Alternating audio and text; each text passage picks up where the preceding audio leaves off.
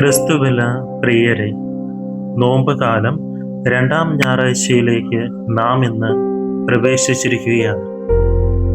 ഇന്നത്തെ ആദ്യ വായനയിൽ ഒരു അന്യദൈവ വിശ്വാസിയായ പുരുഷൻ ഏകദൈവ വിശ്വാസിയായി മാറുന്നതിനെ കുറിച്ചാണ് വിവരിക്കുന്നത്. അദ്ദേഹത്തിൻ്റെ പേര് അബ്രാമിൽ നിന്ന് അബ്രഹാമായി മാറുകയും അദ്ദേഹത്തിൻ്റെ ചെറിയ കുടുംബം മഹത്തായ ഒരു രാജ്യമായി വളരുകയും ചെയ്തു.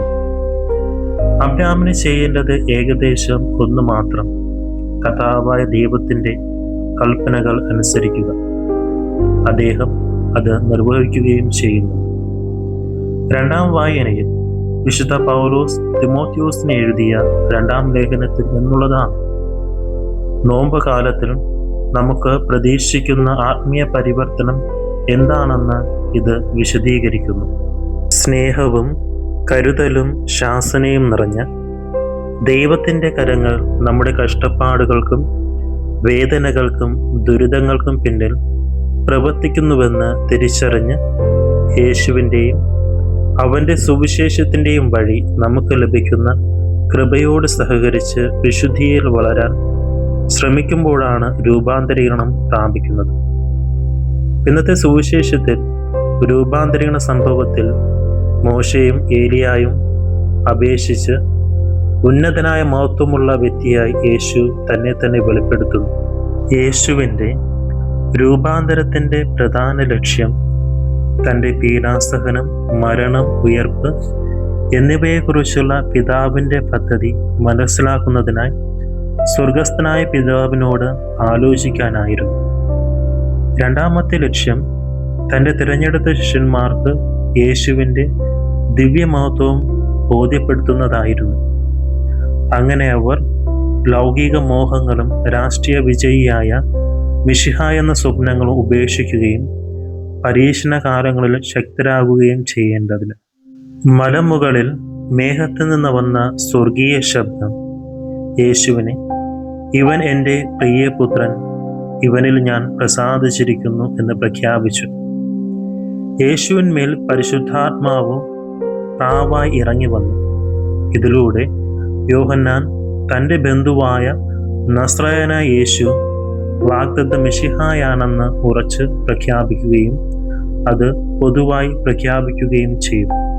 അതിനാൽ രൂപാന്തര വിവരണം യേശു യഥാർത്ഥത്തിൽ ആരാണെന്ന് വെളിപ്പെടുത്തുന്ന ദൈവപ്രകാശമാണ്.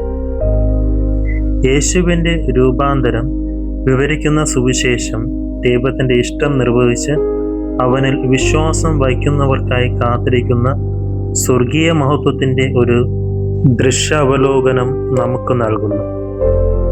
വിശുദ്ധ കുർബാനയിലെ പരിവർത്തനം നമ്മുടെ ശക്തിയുടെ ഉറവിടമാണ്. ഓരോ വിശുദ്ധ കുർബാനയിലും നാം സമർപ്പിക്കുന്ന അപ്പവും വീഞ്ഞും യേശുവിൻ്റെ ശരീരവും രക്തവുമായി മാറുന്നു. അതുകൊണ്ട് യേശുവിൻ്റെ രൂപാന്തരം അപ്പോസ്തലന്മാരെ അവരുടെ പരീക്ഷണ സമയത്ത് ശക്തിപ്പെടുത്തിയതുപോലെ ഓരോ വിശുദ്ധ കുർബാനയും ദൈവത്തിൻ്റെ ഇഷ്ടത്തിന് അനുസരിക്കാത്തവനും ദൈവത്തെ ഉപേക്ഷിച്ച് സ്വയം ദൈവങ്ങളായി സേവിക്കാനും അവൻ്റെ സ്നേഹവും കൃപയും രക്ഷയും നിരസിക്കാനും പ്രലോഭിക്കുന്ന ദുഷ്ടൻ്റെ പ്രേരണകളെ ചെറുക്കാൻ സ്വർഗീയ ശക്തിയുടെ ഉറവിടമായിരിക്കണം. അല്ലാത്ത പക്ഷം നാം ദുഷ്ടൻ്റെ വഴികളിലും കള്ളങ്ങളിലും കൂടുതൽ ആഴത്തിൽ വീഴാൻ ഇടയാകും.